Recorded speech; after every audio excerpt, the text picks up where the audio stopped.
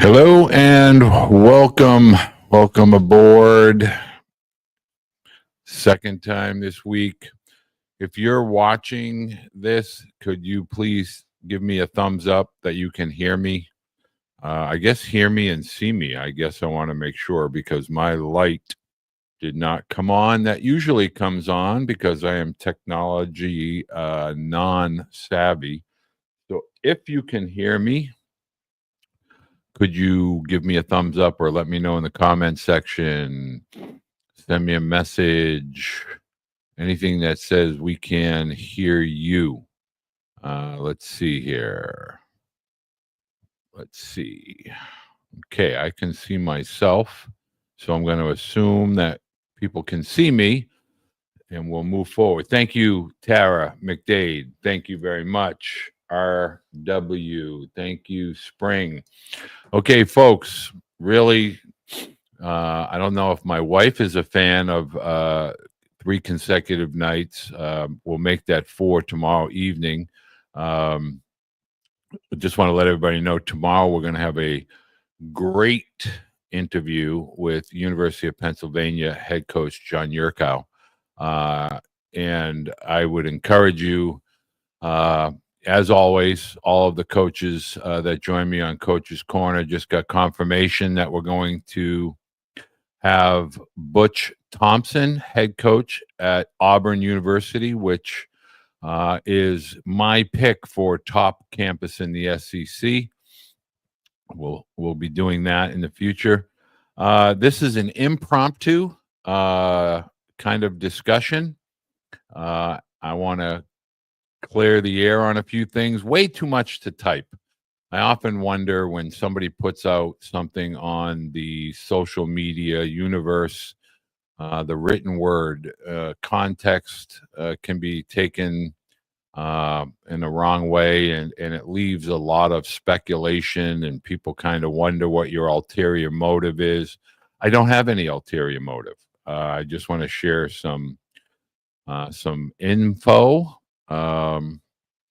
First and foremost, I want to say to all of those parents and student athletes that had the fortune of signing a document, a letter of intent, a piece of paper with your name on it that had a college or university that was looking forward to having you participate as part of their athletic program, for the most part, baseball. But congratulations. I think it is a wonderful day, kind of the beginning of the transition from high school to college. I remember it very vividly in the fall of 2010 at Lawrence Academy.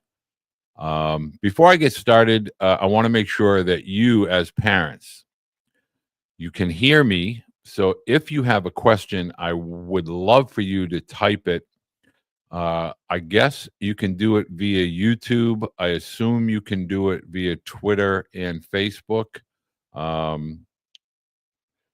do have to put my glasses on to read them, but I really want this to be interactive.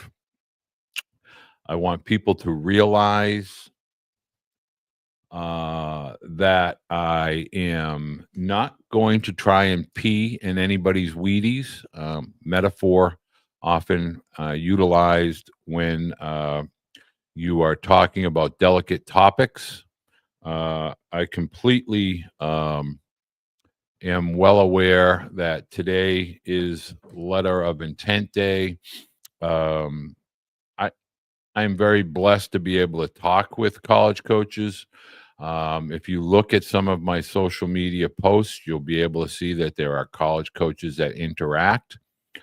Why is that important? It's just because I want parents and student athletes to understand that this is a business, and a lot of college coaches, they're the ones that have to, in some cases, at some time, have to bear bad news or bring, topics of discussion that aren't particularly enjoyable. This is not a blame game. I am not here to play a blame game. I am a very strong advocate of college coaches, particularly college baseball coaches. It's a tough uh, job. It's a tough business. They know what they sign up for. But our purpose here tonight is to really begin to shed some light um, on a topic that parents do not have enough information about.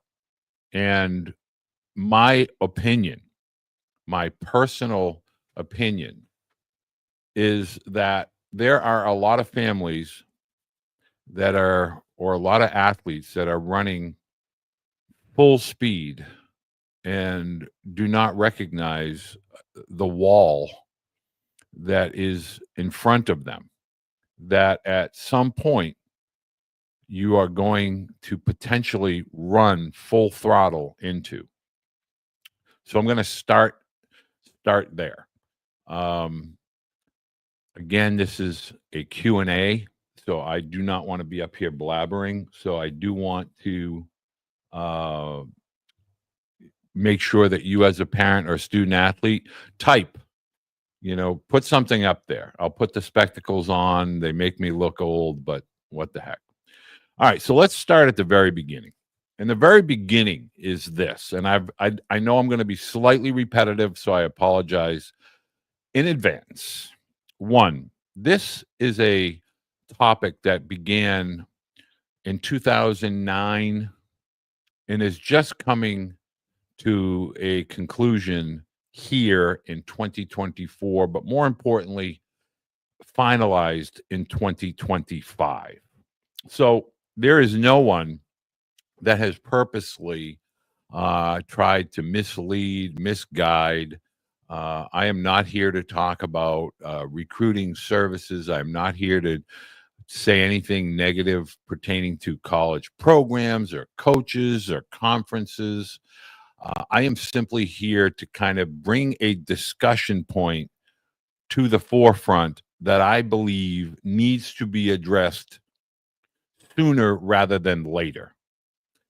And the topic is that the settlement that began over a decade ago is now, across Division I athletics, not baseball centric. It's not conference centric specific.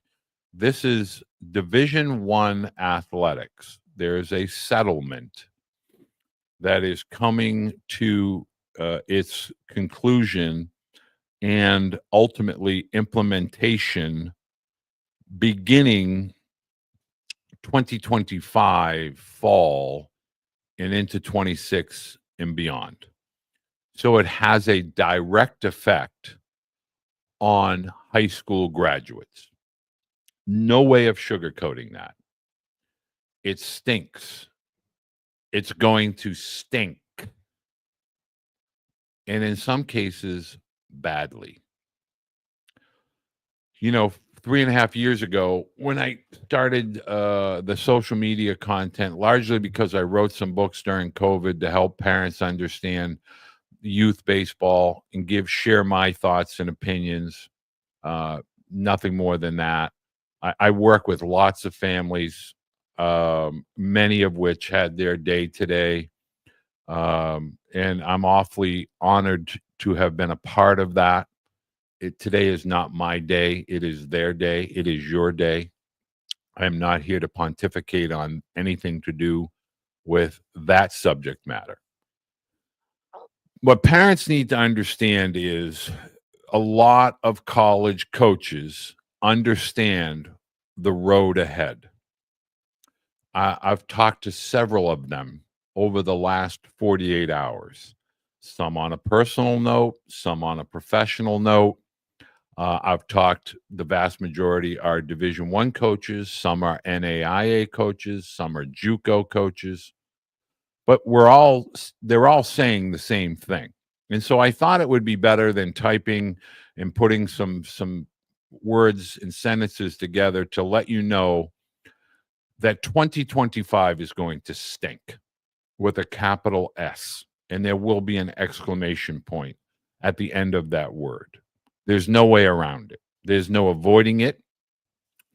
For most, there will not be a happy ending. For many, there will be massive obstacles. I am not trying to over exaggerate. I'm just trying to use verbiage that is appropriate. College coaches are going to have to make very difficult decisions. It's part of their job. It is amplified, or it will be amplified in the spring of 2025. They know it. I know it. You need to know it. Anybody that tells you differently is not being honest. When I put out the text about you don't need a recruiting service, somebody has already blown my phone up, and I want to address that.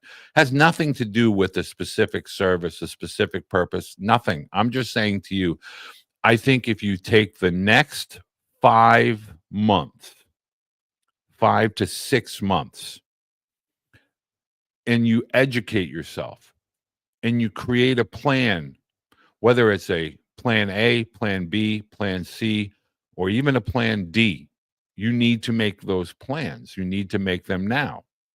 Meaning, if your road to plan A works out, fantastic. If it doesn't, you have the ability and the safety net of B, C, and D. So it has nothing to do. We're not here to spread a disparaging word or words about people or companies or anything like that. We're here to talk about the topic of college baseball recruiting.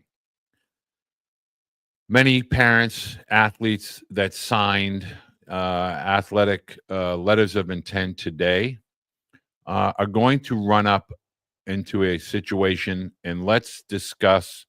And folks, when you hear me hit a topic that may touch a nerve, please bring it to my attention. High school kids, high school student athletes that are of the 2025 and 2026, but mainly 2025 high school graduates. This is going to stink. The roster cap is going to be 34. Could it be 36? It could be, but let's use 34 for tonight. That's the number that every coach that I interact with kind of shares with me. It's 34. The number of scholarships is going to be on the individual school. Can there be schools that offer 34 full scholarships? The answer today is yes. Will the number be closer to 24? I think so. In fact, that's kind of a number, but a lot of conferences are pushing back. They don't want to make conference-wide decisions, so they kind of want to come up with an agreed-upon number. I guess we'll call it leveling the playing field. Could there be a rogue? Could there be a few schools that go 34? Possibly. But for the most part, I don't foresee it being a Division I baseball across the board, 34 roster spot, cap, and 34 scholarships. I see the number of scholarships being less than 34. I see the cap being 34. And the cap of 34 will be when the first day of class begins at any individual university. Those rosters will be firm from the first day of classes forward. So what does that mean? Let's assume, for the sake of this discussion, that schools, and I know we talked about this on Monday, but a lot of schools carry currently 40 and above. When I say above, some schools are at 48 in the fall, some schools are as high as 50, in some cases 60.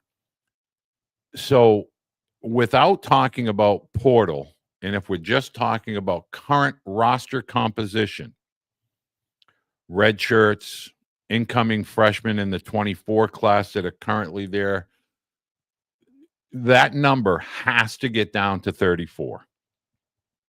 A lot of difficult decisions by coaches and staffs will have to be made um, during the spring of 2025. Does that mean students that signed letters of intent today could be affected? It does. There is no way around. Coaches have to now evaluate who is currently in front of them and then begin to see what they have signed in their high school class. And they're going to have to make some really challenging, difficult decisions. Now, if we add in the portal, and the portal does not really begin in earnest until the completion of the college season, let's call that late May, but really June through mid-July.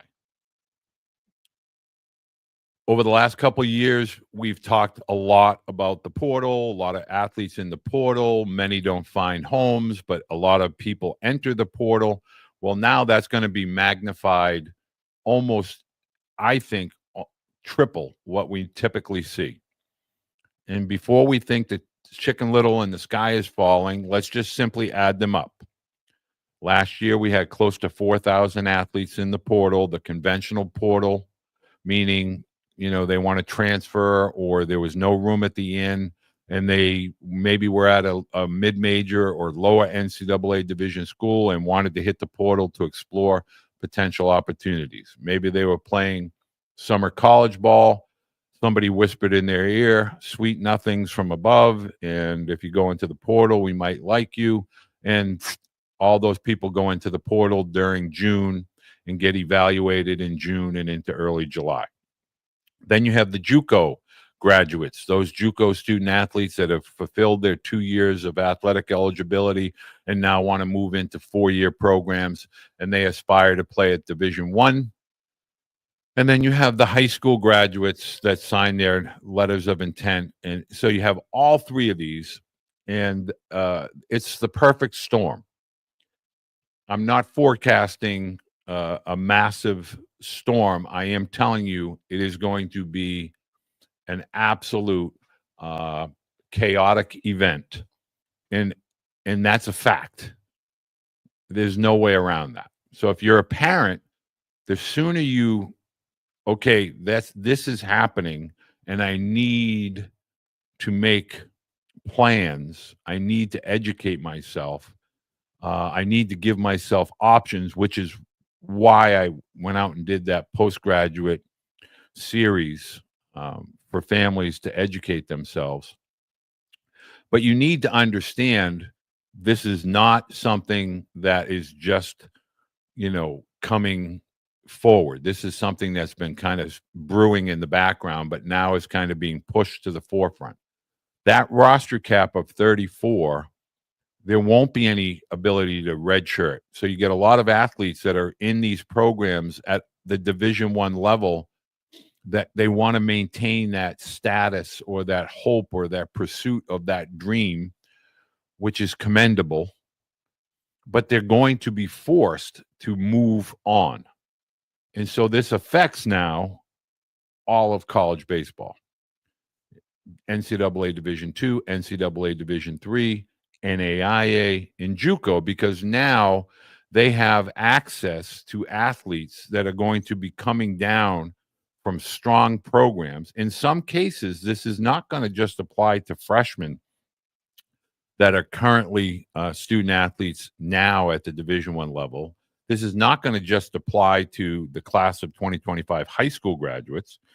This is going to apply to older athletes that may have been hurt, but they don't have the opportunity to gain traction at a program. So coaches have to make difficult decisions. The other thing that coaches have to do is they can no longer dream on players. They can no longer be patient with regard to development. And I think that's part of the reason why I wanted to do this presentation here tonight. I want to kind of let you in on a little secret, is that for the longest time, college coaches could sign a big number for their incoming class because one, 11.7 parents knew going in, if I can get into school A, I don't mind the cost. We'll bear the cost. So it's not costing the college any money or the staff any allocation of scholarships. So all right, I'm taking a bid. I'm taking a chance, and I want to see. I think this guy has skills or tools, and let's see what it looks like. Come on in. Let's see how well he prepares himself, and what does he look like when he shows up on campus. That's what's going on this fall, is an evaluation of, did this young man develop to the point where he can help us going forward. And obviously in next year's class, coaches can't do that anymore. Those athletes that are on their 34-man roster, and we've heard coaches tell us directly and candidly, that 34-man roster has to be ready to play. Like, there's no buddy hanging in the wings hoping to help us or get between the lines.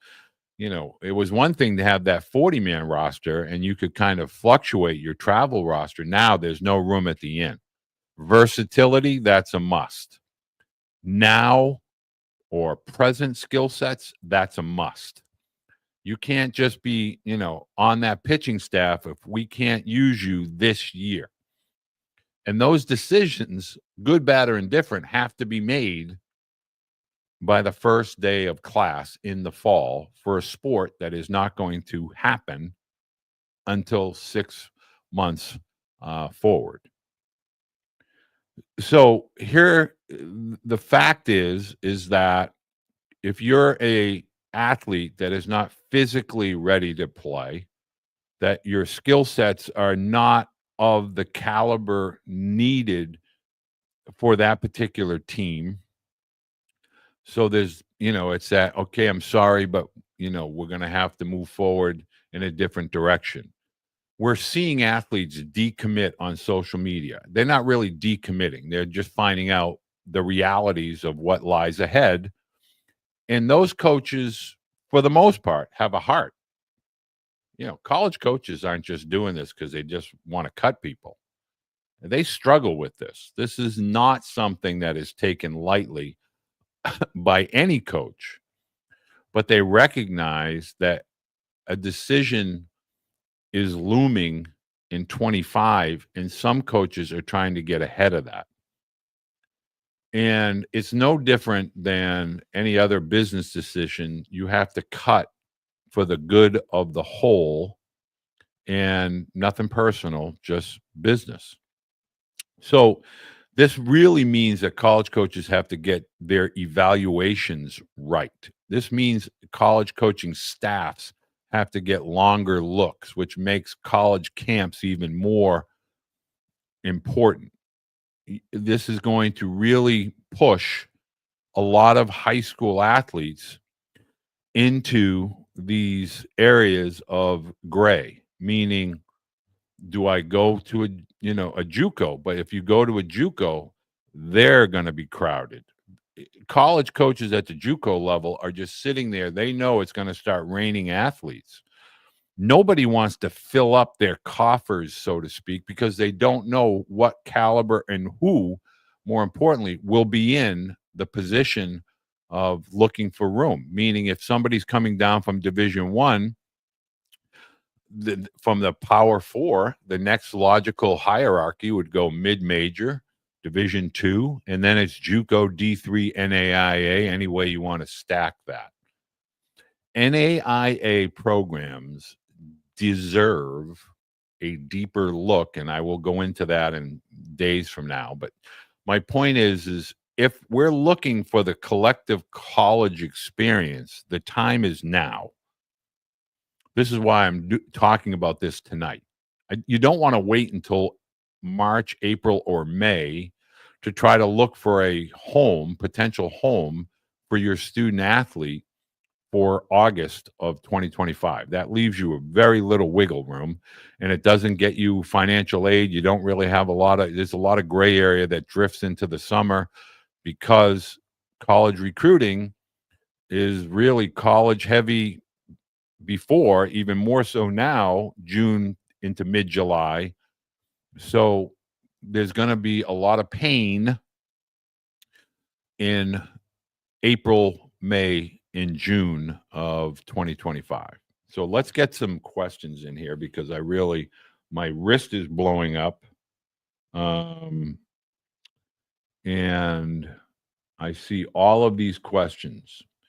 But I want parents to understand, fire these off at me, and I'm going to answer. When I had a parent that asked me right before I came on, college coaches. Okay, I want parents to understand. I have relationships with college coaches. I was a college coach. I respect college coaches. Not going to be blasting. I'm not putting anybody on blast. I'm not sharing specific words. You can either trust, I mean, heck, every Thursday you see me talking to college coaches. You see the rapport we have. So you know I'm talking to college coaches. I don't think anybody believes I'm making that up. But college coaches privately send me messages saying, hey, this is getting real. This is getting very real. And you should, kind of bring this up. So let's talk about that. I'm going to start from the bottom and work my way up. Do Division I rosters in fall of 2025 must be at 34 first day of school? Yes. Bobby, yes. Emphatic, yes. No gray area there. The number that I'm hearing is 34. Has anybody put it on an official card yet? No, but I think it's either 34, 35, potentially 36. But remember, it used to be 35 before, and coaches fought for 40 for a few years. They got 40, largely due to COVID. Now it's going to 34. So, yes, fall of 2025. That means in May, college coaches are going to have to pick up the phone and call, and they will call they will call athletes. They won't call parents. You're going to get calls saying, there won't be any room this coming fall. You're also going to have student athletes that are currently on rosters competing for roster spots be told it just is not going to work out. Now, that's been going on for decades, but it's going to be even more so when you had the ability to kind of carry that 40 to 45 and the red shirts, in the background with the 40-man roster in the spring. None of that is going to be happening moving forward from the fall of 2025. It's 34. It's a hard cap. That is what's coming. Will LOIs signed today be honored since council voted to get rid of them? There's a two-side to that question. For the vast majority of schools, now in the past, I'm going to give you situations. In the past, you've had LOIs, letters of intent, that have been signed in the fall. The spring comes and a coach leaves and a new coach comes in. Typically, that new coach will call the student athlete and say, you can come to school, but you're probably not going to be on my roster. You can come to school. We'll honor your scholarship for 1 year. All college baseball scholarships as of today are for 1 year. I'm not counting name, image, and likeness agreements. I'm not going down that rabbit hole. I'm just talking about baseball is 1 year. And so it was always handled, you can come, we'll honor your scholarship. There's no baseball roster spot for you. And, then you have to deal with the portal. But those calls could happen. Not saying they're going to happen. I'm saying to you that those calls could happen next spring. Yes, Justin. Jeremy, is 34 hard and fast from what you are hearing? Surely they will give us a little buffer for injuries, maybe like 5 spots. Jeremy, no can do, sir. No buffer. If I'm wrong, I'll admit that, but at my conversations today, there is no buffer. So at the Division I level, carrying 40 currently, now have to get to 34. So that's an additional 1,800 players. That's 1,800 if we're counting 40 currently. So I want to tell parents where Jeremy is getting that. 303 NCAA Division I baseball schools. If all 303 currently carry 40, the maximum, I'm not going to discuss redshirt, 40-man roster, and they have to cut six times 303, approximately 1,800 players. But I'm telling you, and this is more than my opinion. If we start counting red shirts and we start counting guys that are kind of going in hoping to walk on, you can multiply 1,800 times 2 at minimum. And that's 3,600, not counting the typical portal numbers. This is why we're having this discussion.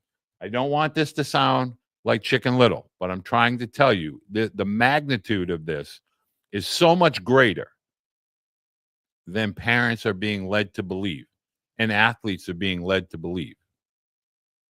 That it's important for you as families to begin to make precautionary plans. That's where I'm going with this. So, Jeremy, that is what I'm saying. It is very tough and it stinks. College coaches will tell you it stinks. And it is not going to be pretty. Which schools may not opt in and what that means for those schools who don't opt in. Okay, so TW, I want you to understand opting in. So it's going to be hard for a school at the Division I level to not want to take part in the revenue sharing plan. Bear in mind, this is not baseball centric, as I stated in the beginning. We're talking about all sports and all the revenues, basketball, football, hockey, baseball, being shared. The revenue sharing is very similar to the Major League Baseball revenue sharing. Pick your team. Tampa doesn't draw like the Yankees, but Tampa gets the same money from all the television contracts, all the revenue that's generated as the Yankees do. Some teams pay into that. They pay tax with the free agency, things like that. I don't think that's going to happen. But my point is, if a school opts out and wants to go rogue in Division I, that could happen. For instance, a school like Boston University or Northeastern. They're in my neck of the woods. This is my opinion. They don't have college football. They got rid of football a decade or so ago. Not a popular opinion. Those two schools had a storied history in football, but they could just say, hey, look, we don't need football. We don't need the revenue sharing. We're good. We're going to stay status quo. We're going to be a mid-major with or without you, and we're going to keep our roster at 40. That could happen. I don't think it will happen, but it could happen. But opting in or opting out is what presidents of universities and colleges are discussing with the board of directors and their athletic departments all fall. And a lot of unhappy people on both sides, but it could happen. I don't want to say that is etched in stone. Maybe a silly question. Can schools cut upperclassmen to make room for 30? Yes. Yes. A school can cut an upperclassman if I have a freshman coming in and that freshman is physically prepared and the skill sets of the freshman are superior than the skill sets of the junior. Yes. It's going to be tough for me to see that with a senior. But sophomore, junior, it could definitely happen. So bear in mind that college coaches, baseball, I'm talking baseball, have to evaluate who they have on their campus right now today with a fine-tooth comb. And they have to figure out who can help and who can't. And that's been going on for a long time.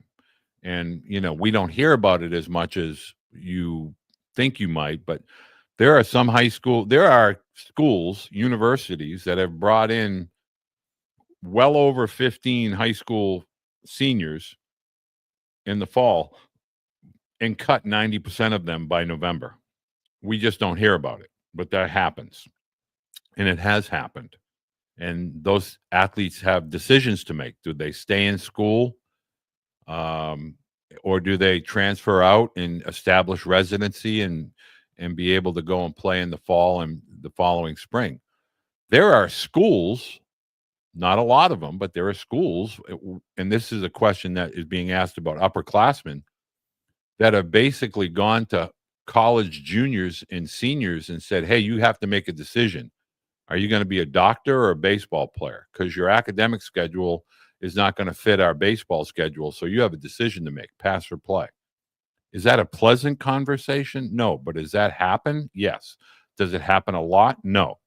But that can happen and has happened.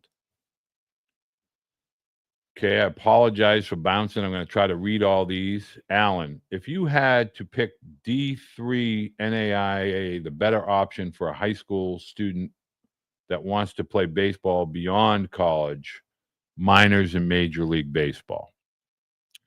Okay, Alan, I want you to understand it's really Division 3 or NAIA, Division 2 or JUCO or Division 1. You have to have the talent and the skill. And I'm going to digress in a small way here and let you know that don't think for 1 second that all of these decisions that are being made on a macro basis don't have an effect at the professional level. Like I want to explain that, meaning the lawsuit that we talked about briefly, and I won't go too deep into that, filed by the Vanderbilt quarterback. You know, there are baseball people that are going to watch that litigation, because what could happen is the minor leagues could begin to be formed, for lack of a better metaphor, at the JUCO level or quite possibly the NAIA level, because it's not NCAA Division I athletics that is basically paying student athletes. So Major League Baseball just wants talented athletes that will be able to perform at the game's highest level. The odds of becoming a major league player, if you just take statistics, just look at numbers, they're fractional. It's a minor miracle to be drafted. It's a major miracle to become a major league player. And it is global. You're not competing with, everybody thinks you're competing for minor league and major league opportunities with the college and the high school. No, it's international. It's Japan, it's China, it's Mexico, it's Latin countries. So that topic is really for another day. But go where you can play and you can participate with a quality coaching staff, a quality academic program, a campus that your son enjoys being a part of, in a city that they want to spend 4 or 5 years of their life living in, being a part of. Now more than ever, we have to kind of back up and look at college through a much wider lens. What will this provide for my student athlete? How can I trade my athletics for the best possible college experience? You know, there was a great article recently that there, and again, I know he's a friend, but Dave Serrano at Johnson has 5 children of former major leaguers, 5 that have major league lineage in their program at an NAIA school. To me, that speaks volumes. Go where you can play, go where you can learn, go where you can have a quality college experience. Do Division I schools have JV? No. There will be no JV programs at Division I programs. No. Division II, Division III, JUCOs. JUCOs have had developmental teams. Division II and Division III have developmental teams. There are JV programs. I think they're going to become amplified. But ask yourself one simple question. It's really, really hard to go from your freshman and sophomore year, you know, deep in the underbelly of a developmental program. The JUCO developmental program, a lot of JUCOs will do that because they want you to spend 3 years academically for 2 years athletically, and there's a redshirt year, which has been going on for decades. This is why I put that series out on postgraduate. If you hit the pause button and you go take a left and you just do strength and skill set development, at some point, you're going to have to get back on that highway, and going to college requires a classroom. So just bear in mind that this is about academics, athletics, and geographics. And so, you can't delay the inevitable. At some point, you're back in a classroom environment. Also, disadvantaged private schools tuition. Okay, so let's talk about that for a second. Canes, Cat, Heat, which is all your Canes people. As a fan, how can Miami? I don't want to go into that, but I will tell you the biggest thing to talk about here is tuition. So, as a parent, we struggle with that with regard to college baseball. I can't tell you how many parents I interact with on a weekly basis, year after year. And you have to talk about, okay, I got an offer from school X, and that school is 90,000 a year, and school Y is 30,000 a year. Both schools are offering me 50%. School X is a better baseball program. Okay, if we tune out the baseball, you're going there for baseball, X and Y. 50% of 30 is 15, 15% of 90 is 45, 45 is greater than 15. Can you afford 45 if you're getting offered a 50% scholarship? These really expensive schools, which was at the height of the college admission scandals, for some parents, I don't care what it costs. I just want my son wants to go to that school. Okay, well, those days are going to be numbered because you're not going to have that ability to walk on a red shirt or be a part on the outside looking in. You're going to have to be a part of that 34. And again, that's the foundation of why we're talking tonight. Parents and athletes have to understand nothing personal, just business, not my decision.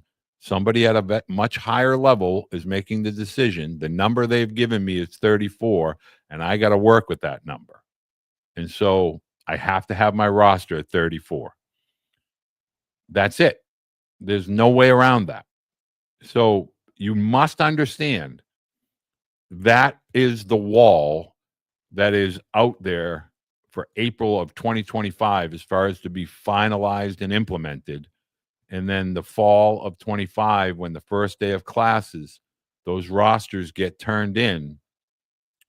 There's no 40-man roster, or 48-man fall roster. That's who you're saddling up. That's who you're riding with. And we're going to get these guys ready to rock and roll for February of 2026. That's how that's going to go. I hope people understand what it is that I'm saying. I sometimes wonder if it's falling on deaf ears. What all will be finalized in April? Just confirmation that what will be finalized in April? The number of scholarships that schools will be offering, the roster spots will be 34. We're going to figure out name, image, and likeness, how that number is going to be determined. Are schools going to just package something across the board? Are they going to allow athletes to negotiate? So you're going to have a name, image, and likeness component. You're going to have a scholarship component, a roster limit component. All of those things will begin to get finalized and implemented in April of 2025. If you had to pick, okay, do you think things will settle out? Okay, so here's another topic. It's going to really hurt 2025s. It's coming. That pain is coming for 2025s. Unavoidable. It will linger in 26. By 27, it should be figured out, and the college coaches will look differently, meaning when we have this revenue sharing, it's not out of the realm of possibility, my opinion, that you could have a general manager for a college baseball team. You have a director of player operations. You could have a general manager that's in charge of things like scouting, evaluation, scholarship distribution, Those types of things will be implemented in 25, fine-tuned in 26. So the machine will be running and humming in 2027. And so the simple answer to this is there's a reason why there has been a proliferation, there's that word again, of post-grad baseball academies. They know this is coming. They knew this was coming.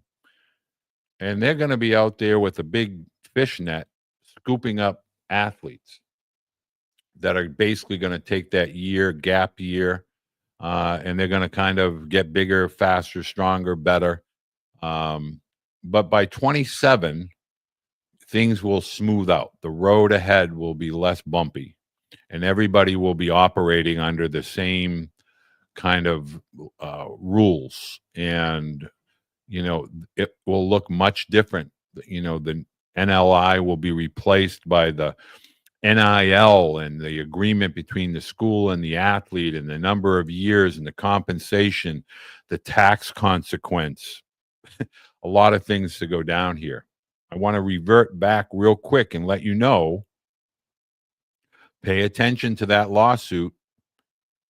Junior colleges could become a integral part, even more so than they are today, for all sports, not just baseball, if the NCAA were to lose that lawsuit. Just keep that in the back of your mind. Okay, so moving forward with questions. Why do you feel recruiting services are not needed? Okay. The best recruiting services are what I call the boutique recruiting services, not the one size fits all for all sports. And there are some really, really good. Mervil Melendez, former head coach at Alabama State and FIU. That guy knows what he's talking about. He's plugged in. Doug Minkiewicz, former big leaguer. He's doing this, but again, he's a former major leaguer. When you start to look at these recruiting services, I guess I'm going to clarify, that handle all sports, all levels, all divisions, field hockey, lacrosse, soccer, you really want to find knowledgeable, capable people that have the ability to evaluate and discuss and have conversations with college coaches. If you're just going to try to blanket email and just try to say, okay, we've been doing this for 40 years and we get people into, for baseball, it's not going to be that simple anymore. It used to be somebody could call up and say, hey, can you do me a solid and take this guy, redshirt him for a couple of years, and he'll be good by the time he's 20. Those days are done. You can't, there's not going to be any room at the end to kind of nudge somebody in. College coaches, those roster spots are critical mass for the success, and college coaches get paid to win and be a competitive program. So when I say recruiting services, I am not being judgmental. I am not being mean-spirited. I am saying when you have people that are in the space, that have relationships with coaches, that's going to help you far better than if you just go and just say, okay, this company has gotten people into field hockey and lacrosse and soccer and football. Baseball. You need baseball people doing baseball things. That's what I'm saying. I hope that answers your questions, Christopher. They're not really needed. Relationships are what are a matter, right? All coaches have known that this was coming for a while now. Why are a ton of schools signing 15 kids? Okay, Will Trout, that's the question that everybody asked today.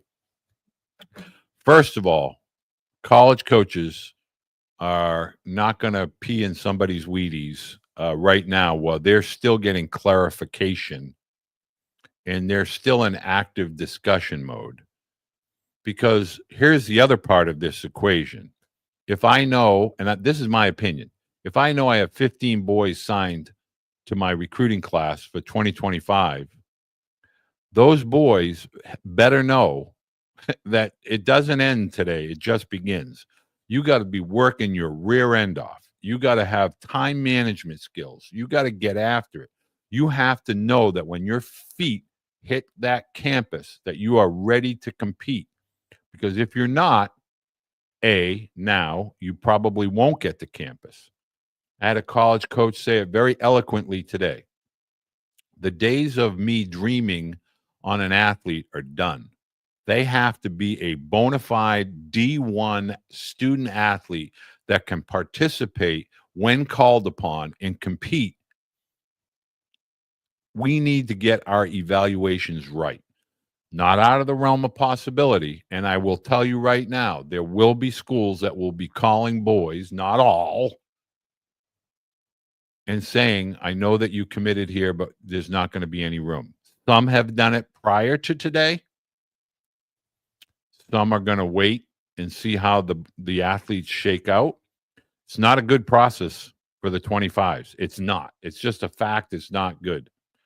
But again, I want to emphasize, no college coach is doing it on purpose. They have a responsibility, but more importantly, they have a job to perform. And they make sure that they tell those student athletes that signed on the dotted line today, make sure you are physically prepared, athletically prepared to be a part of our 34-man roster. But that is going to happen. You are going to see a lot of high school commits in the spring decommit, be told there's no room at the inn, however you want to phrase it. That is going to happen. Let's see. As a 2026 athlete, should I expect to wait until? Okay. And Dylan, I want to say thank you for this question. Every week I talk to parents online, via social media, on the phone, via email. I want parents of 2025s, 26s, and 27s to hear this message. Be patient. Slow the whole process down. Stand and look at your situation from different vantage points. Widen out your lens. Take your time. You're not missing out. Nobody is going to take your place. I have parents that call me, this school committed a 26 outfielder. That school committed a 26 pitcher as shortstop. You need to be all in on your student athlete and not worried about what is going on with other families. It's not part of this anymore. It's not. If you keep your house in order, make sure you have a plan, time management, you're getting your sleep, you're getting your nutrition, you're getting your strength training, your skill set development. You're focused on you, your student athlete. You can go to college camps as a 2026 next summer, ready to be recruited. You can show yourself on your summer team, your Legion team.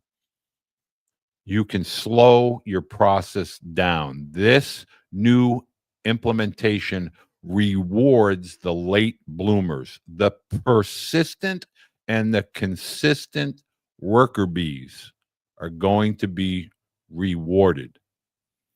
You might not have known it, but those guys that committed early, most of the time they never showed up on campus. And if they did, they were told there was no room at the inn. So as a 2026 and 2027 student athlete or parents of a student athlete, take a big, deep breath. Exhale and focus on a game plan, and then implement and execute your game plan. It's critical that you understand that. College coaches want talent. They want talented players with great work ethics that are good students, regardless of what some people tell you. And they want people of character. They want student athletes of character that will represent their program and, more importantly, their academic institution the right way. TW. Yep. I want to let parents know there are no changes that are directly going to be implemented at NCAA Division 2 or 3 schools. Let me talk to several Division 2 coaches, a lot of them. Sent a text to Rick Odette at Florida Southern, and want to let you know they have 9 scholarships. That's not changing. Basically, their rosters are generally at about 36.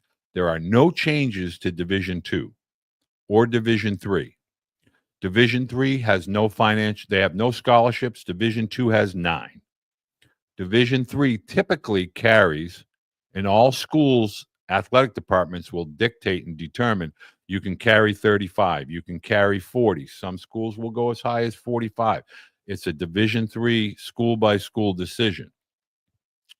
But I can tell you that a lot of athletes that come from Division 1 next spring will be looking towards Division 2 and Division 3 from an academic perspective. They'll be looking at NAIA programs. The JUCOs, obviously, you have to have your freshman or sophomore athletically and academically. You can't be a junior at a Division 1 school and try to go be a sophomore at a JUCO. That won't happen. But parents, this is not a universal NCAA sweeping settlement. This is just Division 1 athletics. It's mainly focused on the P4, the Power 4. Those schools will become basically one in one way, shape, or form. I think you'll see ACC schools become SEC schools, SEC become ACC, Big 12, Big 10. You still have some schools out west like Washington State and Oregon State. They're still looking. So there's a lot of change with regard to conference names still ahead. So I want to keep answering these questions. Seems like a business opportunity to create post-high school leagues. American Legion, Jason, is going to bear the fruit of this. And I'm telling you that not because I'm anti-travel ball and I want to hit that right between the eyeballs. Hey, listen, travel baseball is an integral part of my son's high school career. Travel baseball is here. Legion baseball is here. I think Legion baseball, because of its multiple age participants, you're going to see more guys that are 18 and 19, 17, 18, and 19, affectionately called Senior Legion. I think they're going to play that level. And I think you're going to see Junior Legion really begin to develop in earnest because of the ability for multiple ages to play with and against each other. But travel baseball, they may have postgraduate high schools have been around for centuries, the academic ones. These new leagues, they used to play JUCO JV teams, but JUCO put a kibosh to that, and the statistics don't count. So you can play scrimmage games, but there's no official JUCO team that's playing a IMG Academy type team. There'll be scrimmages, I guess we could call that, or glorified scrimmages. But there's going to be a lot of extra players in the 25 and then 26 class to sift through. And so there's going to be academies that will, and these academies, if your son is not really a heavily influenced academic athlete, and you originally were focused on JUCO, and then JUCOs got filled, absolutely, those academies are the right place. Facilities, amenities, coaches, things like that. But again, this is a family decision. Is this a balance? Because again, let's just look at sheer numbers. NCAA is shrinking. So we went from, 13,000. We're going to go down to like 9,500 Division I baseball players. Again, that's 303 times 34. Okay. And now Division II is 36. Division three. So you're going to be talking about approximately 35,000 on the high end. NCAA, let's call it 40,000 NCAA baseball players. That's a small window. And now you got to look at NAIA. And so we don't have a lot of room. All these guys that are looking to play college athletics, it's not a linear progression to kind of just go like that. You just don't go from high school to college baseball. College baseball is hard. It is hard. It is not an easy sport to play. And so you're going to have to understand that this is going to eliminate a lot of opportunities over the next 2 to 3 years, and those numbers on a permanent basis will be less. And so it's important for parents to understand that. It is a math problem. If it is a math problem, Jason, you are correct. It's a math problem. And so, again, if you're looking at this as a college opportunity, I want parents to understand and student athletes to understand the competition year in and year out for a roster spot is real. It's very real. It's no different in 25 than it was in 2011. And it was no different in 2011 than it was in 2000, meaning year after year, college coaches are recruiting. If you're a catcher, guess what? They're going to be 3, maybe 4 catchers in the fall. You're going to have a starter and a backup, and you have that versatile middle infielder that can catch. But, okay, if I'm the 3rd or 4th catcher, I got a decision to make. Competition. If I'm a pitcher, I'm not getting the job done. I might not be getting the innings or the opportunities. I either got to work really hard to get better, or I'm going to have to find another place. Opportunity is created from your work ethic and your skill, but more importantly, your production. In college, unlike the unrealistic, well, if I don't play for Team X, I'll go play for this team, or my high school coach hates me, I'm going to transfer from this school to another school. Okay, problem for another day. But I'm just telling you, in college, you either can or you can't. You either executed or you didn't execute. It's as simple as that. It's a we versus me. It's nothing personal. You either can execute or you didn't execute. Simple. That's the way it works in college. And that point is going to be driven home starting in 2025 with authority. Let's just see here. Okay. I think I got everybody. D2 and JUCO, here we come. Well, is there still a number of walk-ons? That is yet to be determined. Are there NAIA schools in Massachusetts? Yes, there are. There are. Fisher is an NAIA school, and they are based out of Boston. They play their games at Frazier Field in Lynn, Mass. Walk-on spots. I believe that's why they want the number to be 24 scholarships in a 34-man roster. They want to kind of have that ability to have a walk-on. But remember, walk-ons will be very, very difficult because your rosters have to be turned in first day of classes starting next fall. So you won't have that window of show and tell, I guess, for lack of a better term. Let's see. D1 rosters, I already got to that. Baseball. Terry. Okay, great. So I want to make sure I don't have any other questions. If you still have questions, Coach, do you think D1s will recruit from JUCO late in the spring? Yes, they will. So I want to get to this topic. My phone is blowing up. So I want to get to this topic really quick. College coaches that I've spoken with have told me, okay, we get to our exit meetings in the conclusion of our season. We have to evaluate our roster we just finished, who should come back, who we want to come back, etc. We don't know who's in the transfer portal yet. So that is really what parents of high school graduates need to understand. College baseball coaches are at a severe disadvantage because as their season ends, they then have to see, okay, based on their exit meetings, A, they may have student athletes that they didn't think were going to transfer that say, hey, I want to transfer.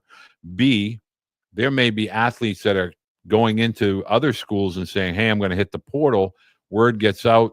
And so, that time period from the end of May through middle of July, you're dealing with JUCO graduates. You're dealing with Division III, Division II NCAA athletes that are going into the portal. You got Division I guys that are going into the portal, and there's an evaluation period of between the end of May and the middle of July. And oh, by the way, throw in the Major League Draft. Who's going to get drafted? Who's not going to get drafted? Who got drafted that didn't think they were going to get drafted? Who signed that I didn't think was going to sign? So you're looking at all of these arrows being shot over these college coaches' heads, and they have to evaluate those guys in the portal during summer leagues, which is what they've been doing now for the last several years. And you throw that all into one big melting pot, and it's a lot for you to digest. So when do you want to hear about all this? Do you want to wait till next spring and then get hit over the head with it? Or do you want to start to create a plan? Do you want to start to discuss options? Do you want, like, for instance, had a parent today, postgraduate, they watched the series, they talked to a couple parents that have gone through this. Okay, Walt, we want to explore that. Okay, great. Well, it is now time to visit those schools. This is when admissions does the tours and you have to apply. And, these schools are, and for some and for most, are really prestigious, small schools. They might have 100 students in a junior class or a senior class. So that's why I'm talking to you about these topics tonight, not pushing postgraduate. The academies have their purpose. JUCO, NAIA, great opportunities. In fact, I encourage parents to look into NAIA schools. I think they're tremendously coached, and some of these campuses have unbelievable facilities and amenities. And you're not bound or restricted by recruiting quiet periods, dead periods. NAIA coaching or recruiting is entirely different animal, and I'm going to have a whole topic on that coming up. But my point is now is the time to learn, deal with emotionally, and kind of educate yourselves and start to look down at the different opportunities. And college coaches, they are not the bad guys. I'm looking down at my phone and I'm seeing hundreds of messages coming in here. And I want parents to understand this is not something that the college coaches are loving. They in fact, this is not something that I don't envy these guys. I just don't. I just don't think that college coaches. So I have another parent here. Let's see. So I just asked, and a parent is asking me to. I think we'll get to this another day. I've rambled on long. Unless you have other questions, I think I handled pretty much everything that parents are looking for. The one thing I want parents to understand is there's no need to panic. There's no need. You can be upset, but somebody was going to have to deal with this. When they started this thing back in 2009, I don't think they were saying, hey, we can't wait to mess around with the class of 2025 and 26. It's just here we sit. And I think it's important to listen to all these college coaches. I think it's important to listen to what they say, how they say it, what's meaningful to them, what's important to them as far as who the student athlete is, what skill sets the student athlete has. And I really think it's important to surround yourself. College coaches, for most, are life mentors for many years beyond a dugout. And I really think that when you take that deeper look and we eliminate the stature of the team, and I get it, Division One is a wonderful place. It's hard. It's ultra competitive. And I get it if that's the dream. I get it if that's the goal. But they don't ask you how you get there. It's just when you do get there that you're prepared to be there. So if that means you do JUCO for 2 years, great. If that means you do NAIA for a year or two, great. You go to Division III for a year or two, great. Everybody's path and everybody's moment is different, but just understand, including myself, nobody has all the answers every day, every minute. There are always going to be some changes that will occur that upset parents and athletes. They upset coaches in colleges and athletic departments. Not everybody is happy. The whole purpose of the channel, and I really want to emphasize this. I don't know any other way other than to say, when you text me, I answer. When you DM me, I answer. When you comment on a video from YouTube, I answer. I take arrows. You can have a different opinion. I respect that. I may not agree. You may not agree, but we can agree to disagree, be civil, and still work towards a common goal.